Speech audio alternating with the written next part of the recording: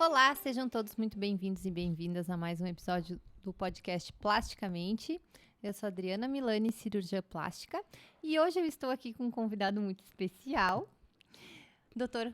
Rafael Milani, que também é meu irmão, e a gente vai conversar... Obrigada, Rafa.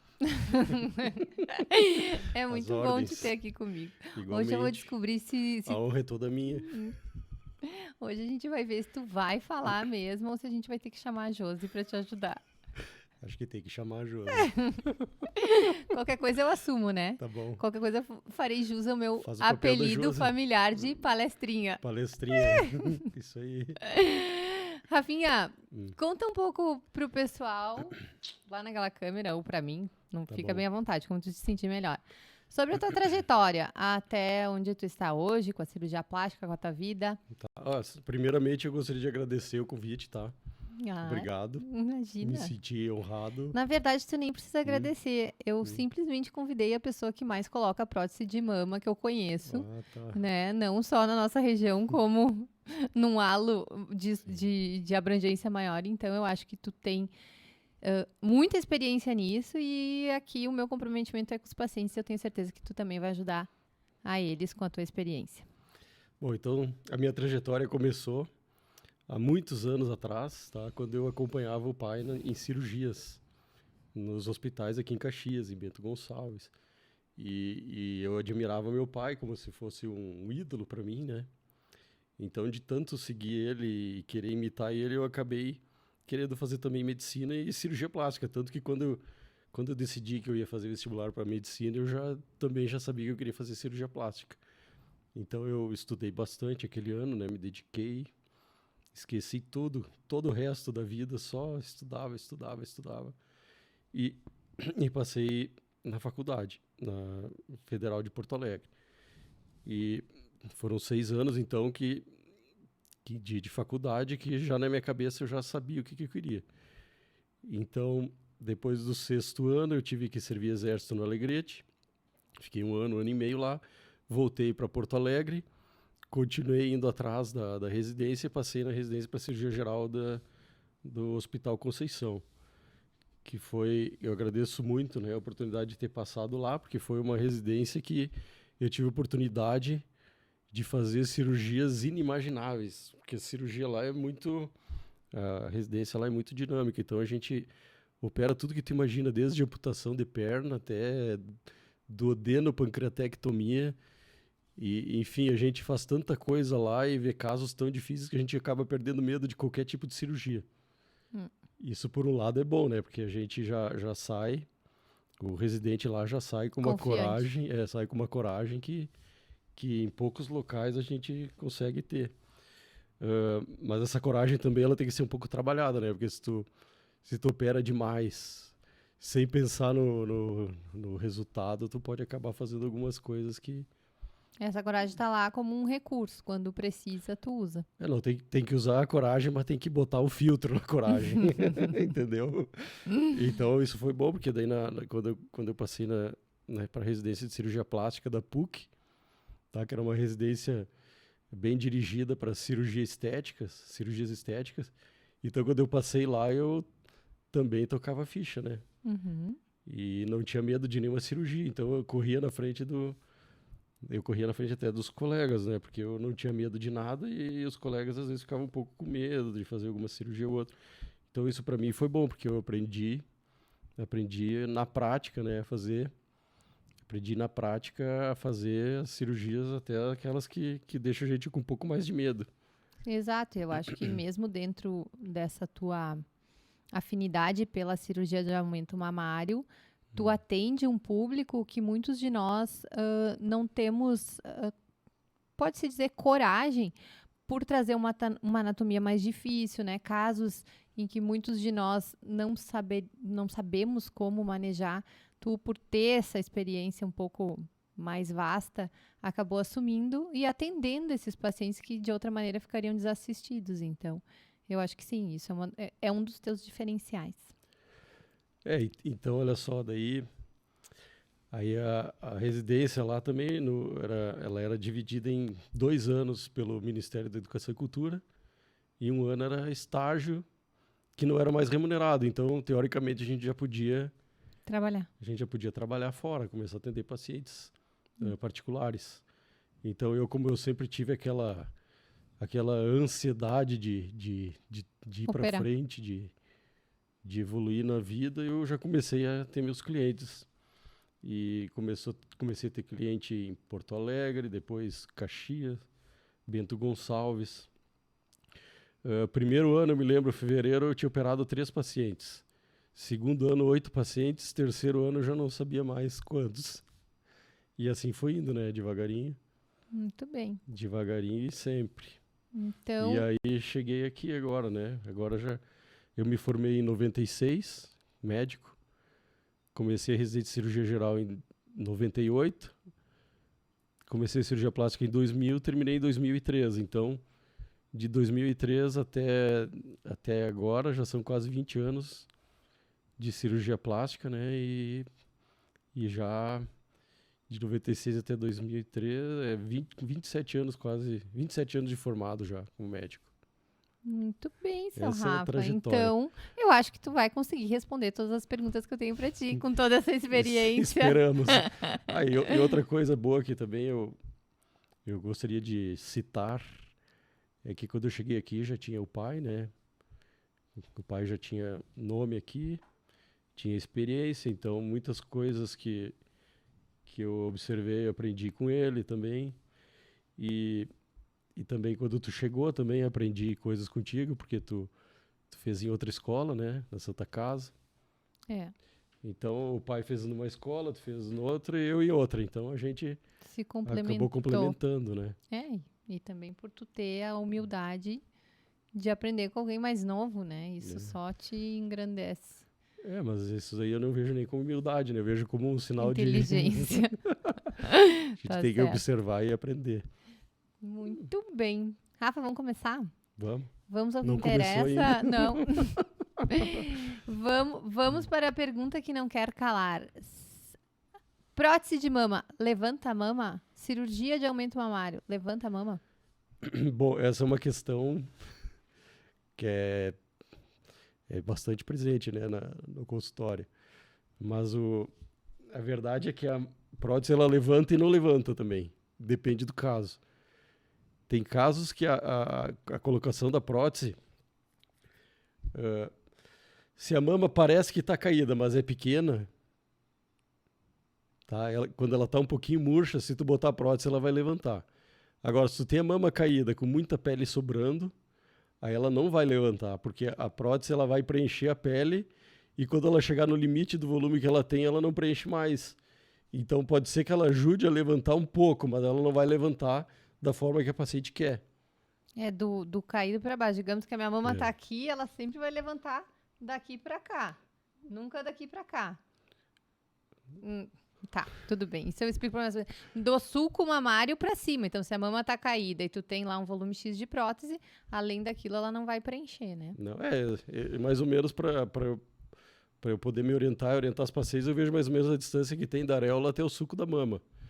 Se é uma mama que tem uma distância maior do que 6 a 7 centímetros, daí eu digo para o paciente que não vai mudar praticamente nada. Não vai levantar e vai delas acreditarem nisso ou não e escolherem em cima disso. Agora, se é uma areola que olha para baixo, mas a distância da areola até o sulco mamário, que é a dobra que tem aqui embaixo, né?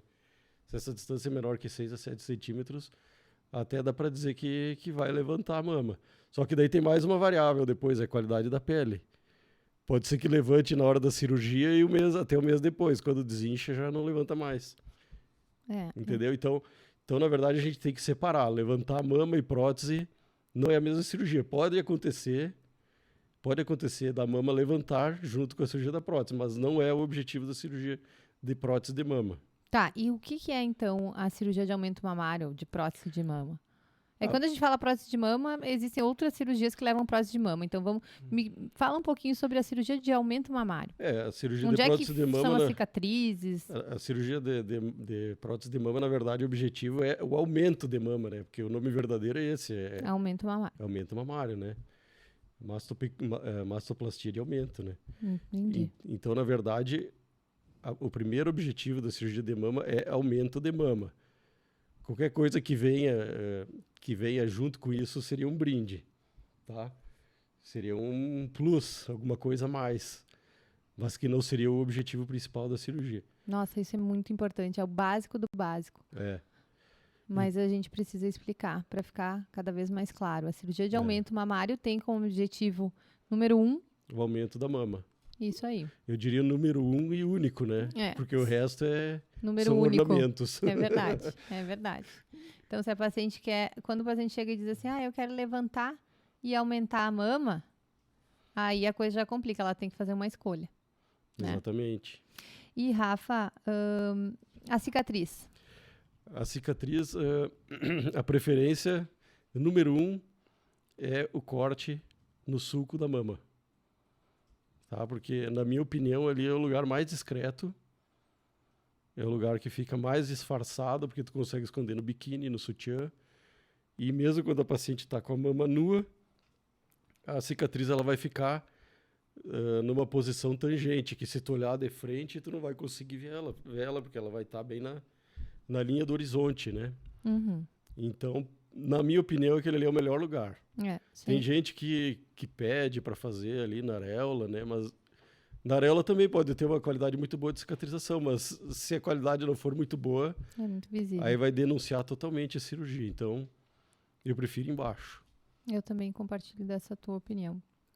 Além do que pela areola, a gente acaba desrespeitando um pouquinho mais a arquitetura da mama, né? E se é uma mama que se espera ainda que tenha função, mais adiante, é interessante não violentar ela muito. E em relação, Rafa, à cirurgia de aumento mamário, a prótese ser posicionada na frente do músculo ou atrás do músculo, qual que é Minha opinião. Qual que é o teu posicionamento? Isso daí, tu sabe que medicina nada é 100% exato, né? Então a gente tem que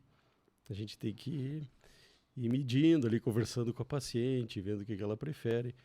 Mas assim, para a gente poder se basear e saber o que vai ser o melhor para cada paciente, a gente tem que entender alguns princípios. Por exemplo, a prótese, quando vai embaixo do músculo, ela pode se deslocar no sentido cranial, que é para cima.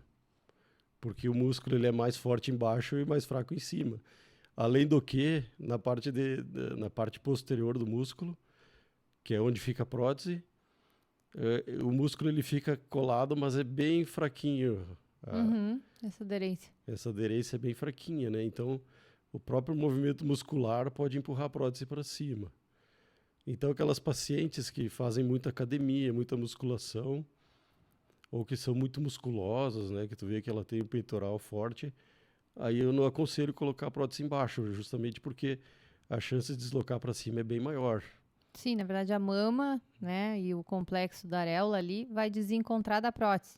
Não vai ter um volume máximo de prótese e o volume de mama um pouco para baixo nesses casos. Isso, pode ficar a mama separada da prótese, a areola fica fora do meio da prótese, que daí acaba dando um aspecto desagradável. E o que tu vê como vantagem e desvantagem de usar, então, a prótese atrás da glândula e na frente do músculo? Então, olha só, atrás do músculo tem uma vantagem que o músculo ele ajuda a segurar o peso, tá? Não quer dizer que ele vai segurar sempre, porque eu já vi algumas... A gente tem o peitoral tão fininho. Isso, quando o peitoral é muito fino, nem o músculo peitoral consegue, né? Mas, teoricamente, assim, o músculo ajuda a segurar. Então, para aquelas pacientes que tem a pele ruim, cheia de estrias, que tem a pele muito fraca, ou que querem colocar embaixo do músculo, né, que tem essa opção, que querem ter essa alternativa, então eu acho que pode colocar embaixo do músculo. Mas a minha preferência é por cima. Por quê? Porque eu acho que por cima dá menos problema, menos chance de complicar. Eu já tive mais problemas de ter que reintervir cirurgicamente em pacientes que colocaram por baixo do que em pacientes que colocaram por cima, tá? Porque por cima a glândula fica no local que é o local anatômico da glândula. Então ela fica mais bonita por cima do músculo, fica mais feminina. Eu gosto de me ater aos conceitos, né? A gente está falando em aumento mamário. Na verdade, quando a gente coloca atrás da glândula, a gente está fazendo um aumento mamário. Quando a gente coloca atrás do músculo, a gente está fazendo um aumento muscular. Exatamente. Que às vezes se justifica, dependendo do caso, mas às vezes não, né? Então tem essas nuances que... Eu já vi casos de pacientes que eram fisiculturistas que tinham a prótese embaixo do músculo e parecia mais o músculo do que uma mama. Então eu troquei, né? Tirei de trás do músculo e botei na frente. A paciente ficou muito mais satisfeita e ficou muito mais natural mesmo. Resultado mais... Eu também já tive casos assim. E, de novo, falando sobre conceitos, né? A gente está partindo ali da premissa de que o músculo segura mais. Tá, então por que não usar o músculo em todos os casos de aumento mamário? Porque, na verdade, esse não é o principal objetivo da cirurgia. Segurar. A gente quer, sim, que a mama se mantenha alta como uma vantagem, né, que tu falou. Mas o objetivo principal da cirurgia é o aumento mamário. Então, se eu for colocar a prótese num lugar onde ela vai ficar achatada ou deslocada, eu já vou estar abrindo mão do que eu quero como objetivo principal. Concorda? Sim, concordo. É isso aí, mais ou menos? Até porque tem muito mais pacientes que se queixam do aspecto, como é que eu vou dizer, quadrado da mama quando a prótese desloca para cima, do que quando a mama quando a mama tem aquela caidinha, né, que fica com o aspecto mais feminino, né, mais natural. Em forma de gota, de pera, que é tão procurado. A partir delas saberem o que cada alternativa oferece, elas também têm a possibilidade de escolher o que é mais interessante para elas. E assim, por ser uma cirurgia para pacientes que querem aumentar a mama, muitas vezes elas realmente querem aumentar a mama. E como é que é isso? Essa mama grande sempre cai? Como é que funciona isso? A paciente que vai querer colocar um volume mais acentuado, ela pode esperar que ela vai perder aquele não perder o resultado, mas vai ter uma mama que vai inevitavelmente cair? É que esse negócio de sempre e nunca em medicina é difícil, né, de existir. Mas obviamente que quanto maior o peso, mais fácil de cair. Mas eu já vi mamas enormes aí, grandes, que se mantém por muitos anos, né? Pelo menos no tempo que eu trabalho aqui. Meu tempo de prática aí com a cirurgia plástica, o que eu tenho visto é que tem mamas que ficam para sempre, outras acabam caindo. Isso depende mais da qualidade da pele da paciente. E não tem como a gente saber. E dos cuidados? Também eu acredito que os cuidados sejam muito importantes, principalmente o uso de sutiã. Durante a noite, quando a paciente deita em cima da mama, tu acaba forçando a pele, porque se tu deita e tu empurra a prótese em direção ao lado do peito, tu vai estar automaticamente, né, inevitavelmente dilatando aquela pele, né? E a gente sabe que a pele dilata, né? Inclusive tem técnicas em cirurgia plástica que a gente usa expansor para dilatar a pele, porque a pele dilata com a pressão. Então o ideal é evitar pressão, tanto pelo peso da prótese quanto pela pressão quando tu deita em cima. Se for deitar em cima, aí o ideal é usar um sutiã mais firme, ou um top e sabe mais confortável. Que tem algumas orientações que a gente vai desenvolvendo no consultório por observação, né? E até quero trocar essa ideia contigo, porque eu nunca falei disso contigo. O que eu digo para minhas pacientes também é o seguinte: logo que a gente coloca a prótese lá, a prótese está realmente solta, né? E a partir do momento que ela for instalada, ao redor dela se desenvolve um tecido capsular, que esse tecido, sim, vai ter aderência ao entorno. Então, eu acho que os primeiros 6 meses, principalmente, que é esse período de formação e ganho de resistência dessa cápsula, ele é interessante que essa prótese não pese na pele, no polo inferior da mama, e sim que o modelador, o sutiã, se sustente essa prótese para que ela possa desenvolver essa cápsula cicatricial e se aderir ao entorno, porque aí sim ela vai ter uma resistência um pouco maior do que o peso como se fosse um músculo, só que como se fosse a sustentação do músculo, mas anterior ao músculo, né? Então ela faz um meio termo entre a glândula, a prótese e o músculo. Então eu realmente passo essa orientação dos primeiros 6 meses, acontecer esse cuidado em que essa prótese nunca pese na pele e sim o modelador sustente o peso dela. Não sei se tu tem essa orientação, se tu vê sentido. Eu também penso da mesma maneira, porque a cápsula é bem dura, né? É bem mais dura do que os tecidos circunjacentes, né? Que estão em volta. Então, eu acho que o ideal mesmo é o paciente cuidar, né? Nos primeiros 6 meses, até que a cápsula esteja bem resistente. E eu acho que por muito tempo essa orientação não foi tão passada E as pacientes acabaram queimando a largada, né? De, botar a prótese, vou aproveitar. E aí são aquelas pacientes que com 3, 6 meses já tem uma perda estética significativa do resultado, o que é bem frustrante para elas e para nós, né? Rafa, por que algumas mulheres ficam com a mama mais afastada? Com a mamilo apontando mais para fora? Isso aí, na verdade, é uma questão anatômica de cada paciente. Tem pacientes que têm as areolas viradas para fora, bem lateralizadas, outros têm mais para o meio, que chega a parecer que é vesgo, né? Porque olha assim, ó. É raro, mas E tem outros que olham assim, né? Então isso aí é uma questão anatômica de cada paciente. Mas, porém, nós temos algumas armas para resolver esses problemas. Então, o que a gente tem que observar? Tem que observar a largura do tórax da paciente, né? E a gente tem que adaptar a largura da prótese conforme a largura do tórax. Porque a gente não pode botar uma prótese muito estreita para o paciente ter o tórax muito largo. Porque ou vai acontecer o seguinte, se tu botar a prótese muito no meio, a areola fica fora da mama. Né? Ou se tu botar muito lateral, aí a prótese vai ficar muito artificial, porque vão parecer duas bolinhas separadas. Perdidas no tórax. Então a gente tem que escolher uma prótese com a largura adequada. Por isso que escolher prótese por número de volume é uma furada, né? Porque outra coisa que eu falo para as pacientes é assim, ó, às vezes o volume da prótese é tipo o número de sapato que tu calça.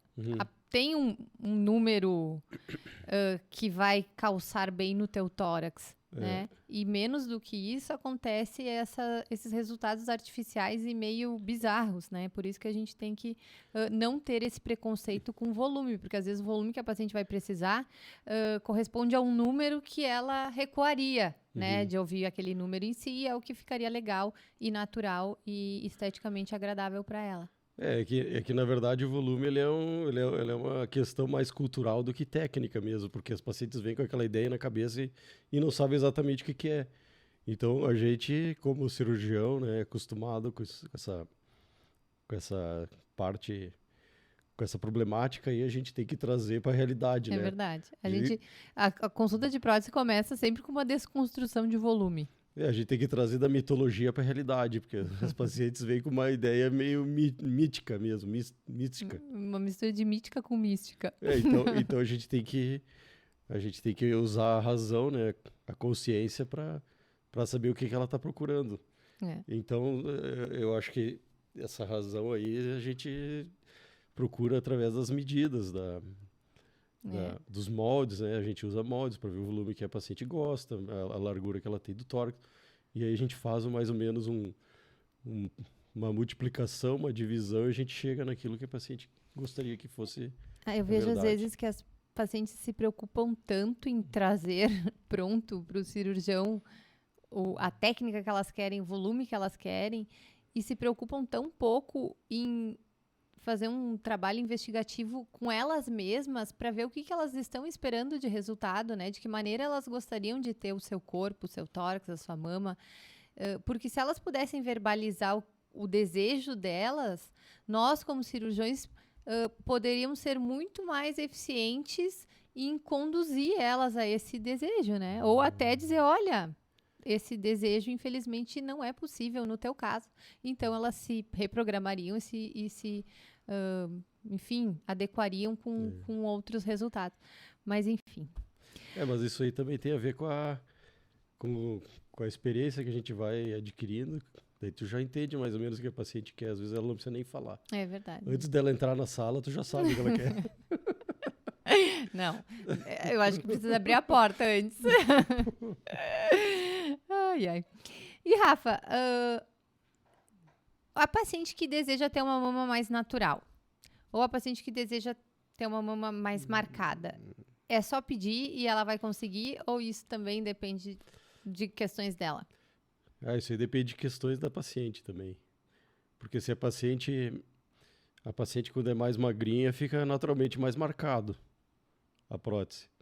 Pois mas tem que ver o que é natural, porque naturalmente mais marcado. Fica mais artificial. Não, naturalmente eu digo na questão da cirurgia, né? Quando faz a cirurgia fica mais marcado sem esforço. Sim. Porque daí Porque daí, como ela tem menos gordura, a prótese vai ficar mais definida.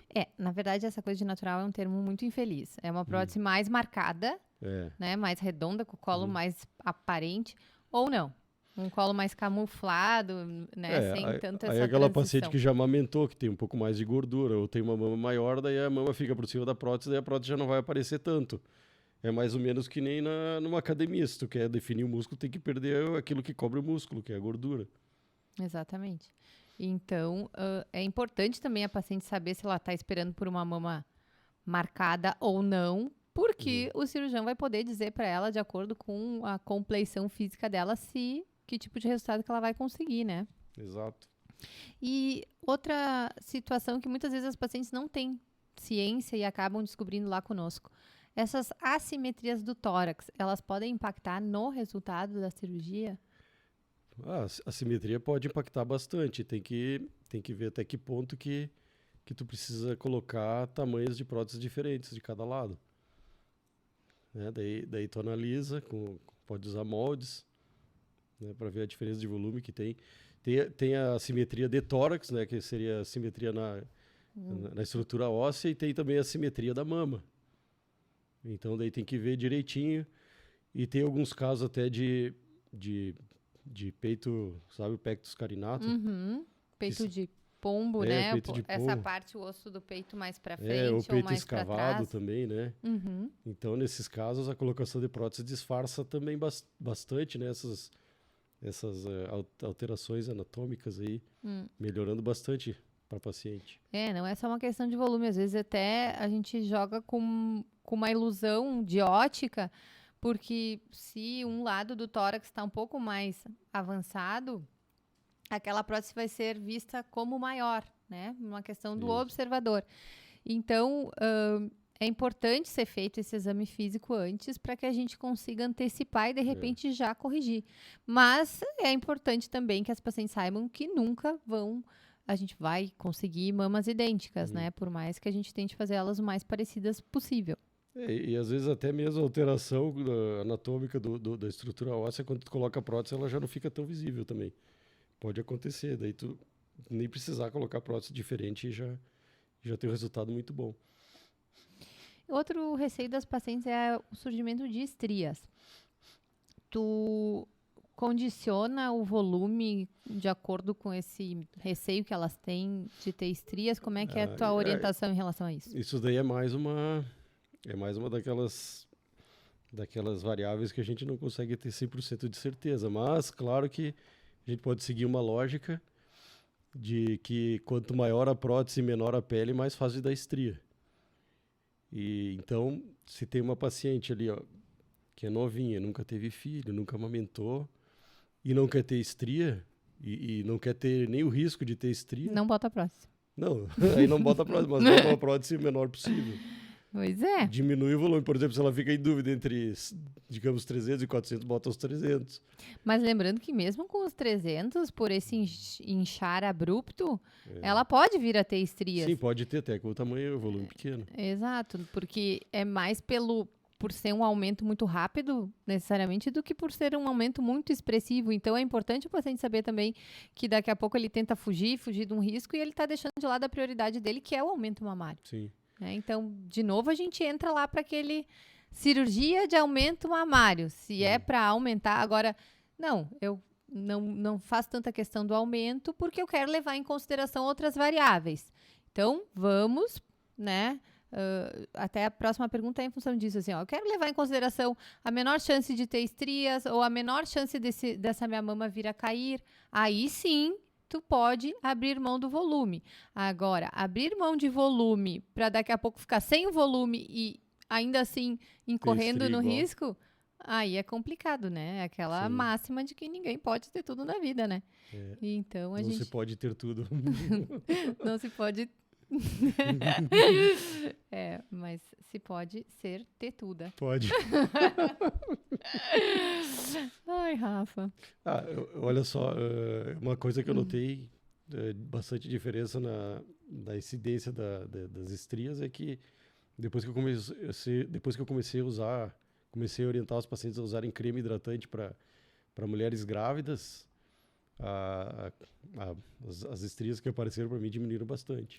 Tem uma pele mais resistente, né? Mais hidratada mesmo, porque não deixa de ser um ressecamento e aí abre a estria. E isso eu oriento até 5º, 6º mês, né? Até Que as ela estrias realmente podem se aparecer de acomodar. 3 a 6 meses, então o ideal é começar um mês antes e ficar até 6 meses passando É creme. isso aí, essa orientação é bem importante. Tem coisas que estão ao nosso alcance prevenir, né? O uso do modelador, a hidratação da pele. Então, não são fatalidades. A gente tem que se envolver, se engajar nesses cuidados para potencializar o nosso resultado. Então, as pacientes que têm muito receio, têm tudo isso ao alcance delas, né? Uhum. E outra coisa, mulher que já amamentou, eu não me lembro de ter visto nenhuma que tenha tido estrias. que tenha tido estrias depois da cirurgia. É verdade, elas já Até- têm a espera feita, né? Pode até acontecer, mas eu não lembro. É verdade. Se eu for parar para pensar também, de cabeça, eu não lembro. Até a audiência, e se tem alguma nessa situação, depois nos avise. Que vai ser a minoria mesmo, a exceção. E, assim, eu posso colocar o volume que eu quiser. Qualquer volume. Qual é o limite? Qual é o meu teto na tua... O primeiro teto que existe é o máximo que a fabricante de prótese produz. Né? E bota teto nisso, né? Não, e tem que ver também a estrutura da paciente. Porque se é uma paciente pequenininha, que bota 200, pode parecer uma grande que botou 1000, entendeu? É verdade. Então, isso aí a gente tem que ver de caso a caso. Mas, geralmente, o que eu uso para saber o tamanho que vai caber é a largura do peito da paciente. Pois é. E aí tem um teto que é um teto para mim, não é um teto para ti. Por exemplo, uma cirurgia que tu faz, até porque tu é mais forte que eu, é o aumento mamário na paciente trans, que é uma condição anatômica que apresenta muito mais dificuldade na execução técnica. Né? Então, como é que tu faz para... E é justamente a paciente que quer um volume o máximo que ela consegue, não todas, né? Mas, assim, em linhas gerais, com a pele mais aderida, menos elástica ali, inicialmente, que invariavelmente não amamentou, enfim. Como é que tu faz nesses casos? É que, na verdade, essa questão da pele é uma ilusão, né? Porque a pele parece ser mais firme, mas ela tem bastante elasticidade. O que importa, de novo, é aquilo que eu te falei, a largura do tórax, o diâmetro da mama da paciente. Isso é o que vai determinar. E como as pacientes trans são maiores, bem mais largas, então eu vou pelo diâmetro da prótese e as próteses costumam ter volume bem alto, né? Acima de 700 ml até 1000 ml. E assim, por nossa curiosidade, tem alguma outra particularidade no público dessas mulheres trans que tu gostaria de trazer, até porque elas também provavelmente estão nos acompanhando? É que elas são mais objetivas, elas já vêm sabendo o que elas querem, elas já conhecem o pós-operatório, porque já viram as amigas que fizeram, então elas são mais descomplicadas para escolher o tamanho para fazer a cirurgia. Muito bem, só precisa de mais força na execução, né? Por isso que eu, particularmente, acabo encaminhando para ti. Tá. E, Rafa, questão assim dessas... A gente até já pincelou um pouco o mau posicionamento, né? Da prótese ficar descentralizada e tal. Mas tem duas situações mais frequentes, que é a simastia, né? Que é quando a prótese fica praticamente se comunicando aqui no meio, as próteses. E também quando a gente tem uma perda desse sulco, ou melhor, o sulco acaba cedendo para baixo e o mamilo olhando para cima. Como é que tu vê essas situações? Elas são evitáveis, preveníveis, ou depois é possível corrigir essas situações? São perfeitamente evitáveis, sim. A gente, quando eu vou avaliar o paciente, eu já vejo a flacidez da pele dela em volta da mama. Isso já é um grande indicativo para mim saber o quanto que eu tenho que descolar, tanto na região do meio quanto na região inferior. Então, se eu vejo que uma paciente é muito flácida aqui, abaixo da mama, ou que ela tem a pele solta aqui no meio, que eu puxo, a pele vem. Então, daí eu já sei que ali o risco de simastia é grande. Mesmo que eu descole pouco, pode acontecer das próteses se comunicarem, porque se a pele é muito flácida, ela vai ter a elasticidade suficiente para a prótese poder pressionar no meio e descolar aquela pele que está ali. Então, o que se faz nesses casos?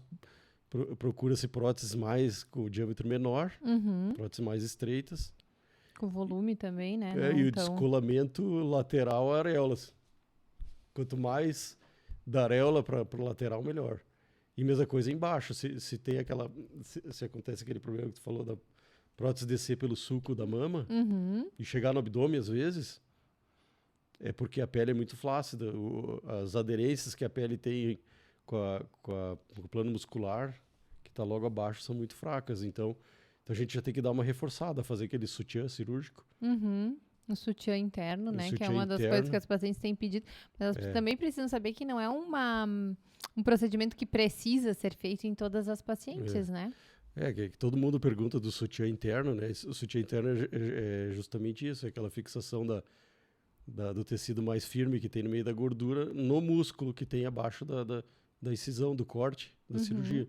Então essa fixação aí vai prevenir que a prótese desça através da pele até o abdômen. Muito bem. E não é que previne que a mama caia, que elas confundem muito. Cair de um jeito, que é aquele jeito que cai depois da amamentação, ou quando emagrece, é diferente da mama cair através da pele para dentro do abdômen. É dois jeitos diferentes de cair. Vamos falar um pouquinho disso. Existe esse jeito de cair, que é quando ela invade o abdômen porque o sulco vai cedendo, e quando ela desce a parte da areola, né? É isso aí. Então o sutiã interno não previne. Ele previne só o deslocamento da prótese para o abdômen. Não que a areola caia para baixo, que a mama caia junto com a areola, né? Entendi. Acho que deu para entender. Vamos falar um pouquinho então sobre as complicações da cirurgia de aumento mamário. Eu acho que a mais frequente, ou uma das mais frequentes, acaba sendo o Rippling, né? O que é o Rippling? O Rippling é quando a paciente consegue observar algumas dobrinhas na mama, através da observação simples. Na verdade, o que acontece? Isso aí aparece naquelas pacientes que são mais magrinhas, nas pacientes que são mais magrinhas, que têm pouca cobertura, e naquelas próteses que são mais murchas, menos preenchidas, e que tem uma cápsula externa mais grossa. Então a gente já tem que saber que aquela paciente que é mais magrinha, que faz fisiculturismo, que faz dieta para definir a musculatura, ela vai ter Rippling se botar uma prótese muito murcha. Então a gente tem que procurar uma prótese mais preenchida para ela. E mesmo assim, né, nunca vai haver uma prótese que seja 100% preenchida a ponto de não ter nenhuma ondulação, né? Não pode ter 100% preenchida, porque senão daí ela fica dura, né? Daí ninguém quer ter a mama dura. Uma prótese muito preenchida. Sim, não com uma consistência de pedra, né? Mas que ela tenha uma consistência semelhante a uma mama, seria uma mama natural. Seria uma mama... E assim, como que a gente contorna? Assim, se eu sou a tua paciente e cheguei com um Rippling, o que dá pra gente fazer? Ou a gente troca a prótese, ou então a gente bota algum enxerto de gordura naquela região ali que tá mais aparente, as dobras da prótese. Então a gente tem que conversar com a paciente, ver o que ela prefere. Que a gente vai ter que tirar a gordura de algum lugar do corpo e fazer um enxerto sobre a prótese.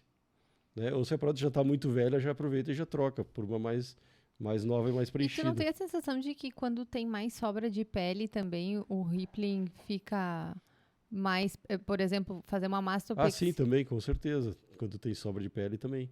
Então, em alguns casos mais extremos, também a gente não consegue se escapar de uma mastopexia, né? Isso, também pode ser. Muito Principalmente bem. quando a paciente é muito magrinha e tem pele sobrando, né? Outra coisa, assim, do enxerto de gordura, eu sou uma entusiasta, assim, desse procedimento. Acho que tem espaço na cirurgia plástica associada a várias cirurgias. Porém, o paciente também não pode esperar um resultado tão expressivo em um tempo cirúrgico, né? Porque o enxerto de gordura, ele vai... Cada vez ele vai produzindo um arcabouço para que mais gordura num próximo procedimento possa se acomodar e se instalar.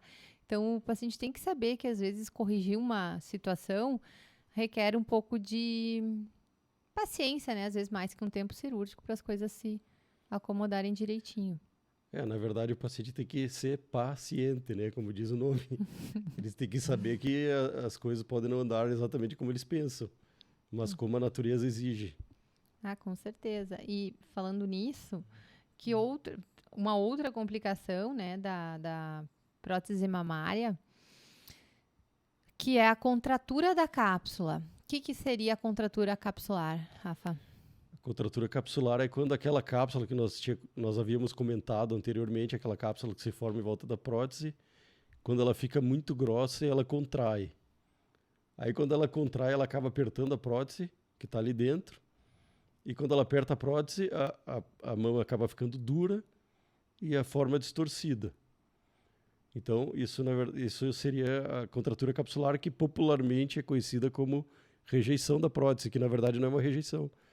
É só uma contração de uma cicatriz interna que o corpo fez em volta da prótese.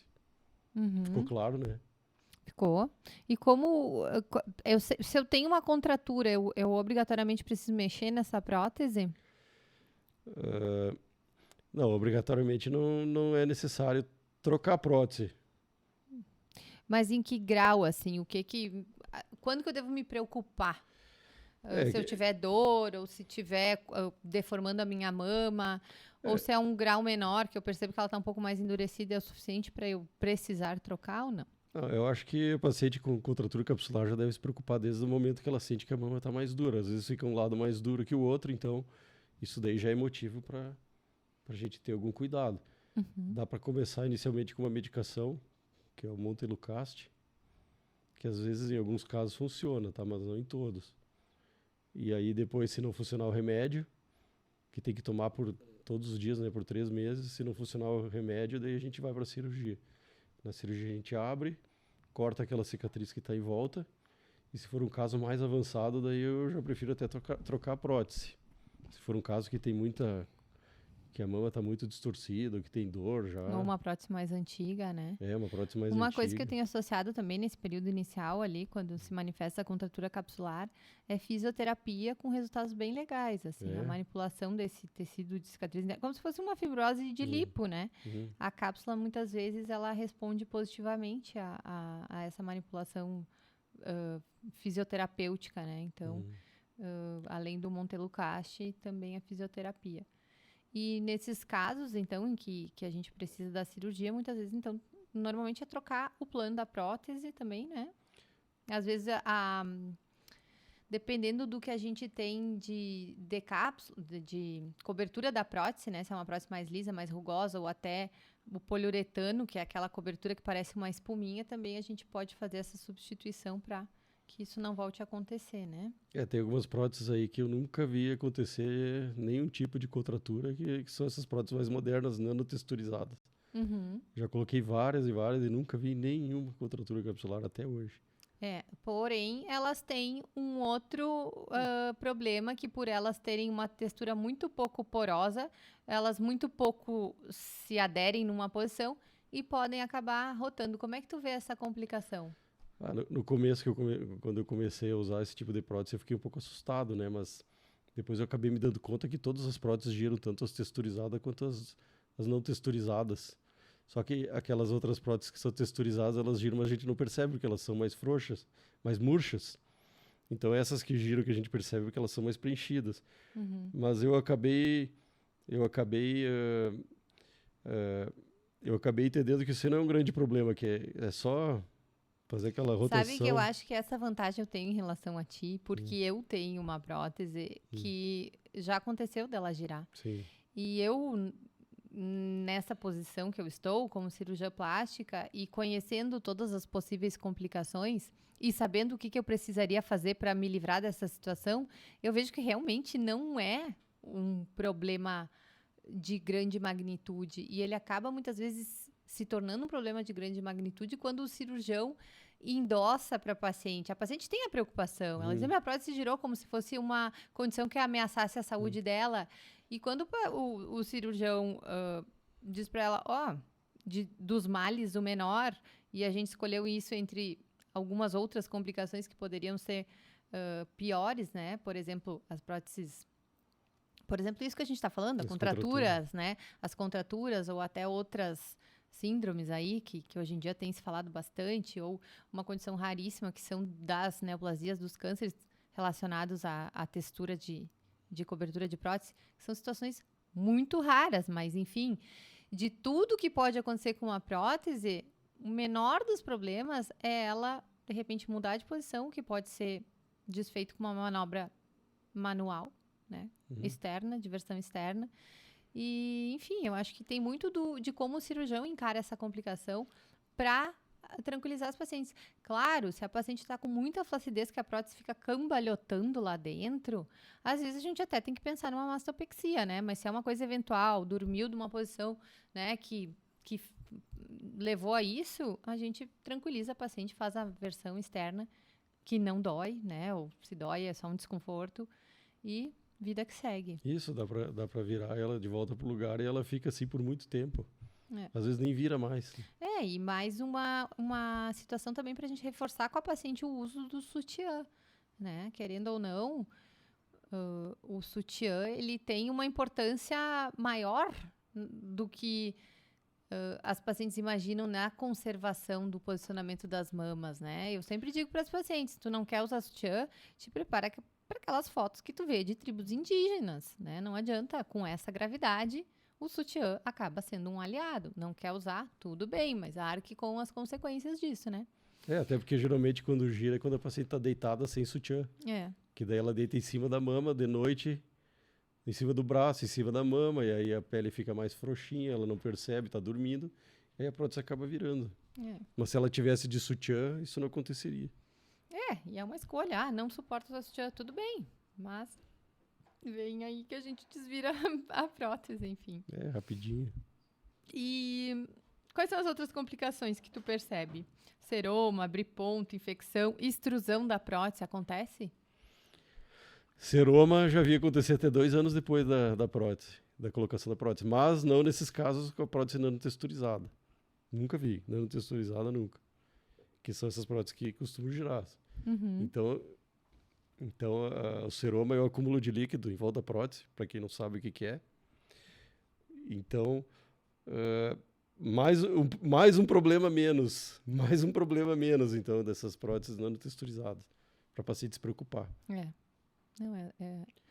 Extrusão de prótese também pode acontecer, mas é muito raro. Acontece mais seguido em pacientes que fazem a mastopexia junto e que tem algum problema nutricional, ou que fumam, ou que deitaram em cima da mama antes do momento certo, né? Antes de 30, 40 dias, pode ter deitado em cima, ou que estão deprimidas e aí não funciona direito o sistema imunológico da cicatrização.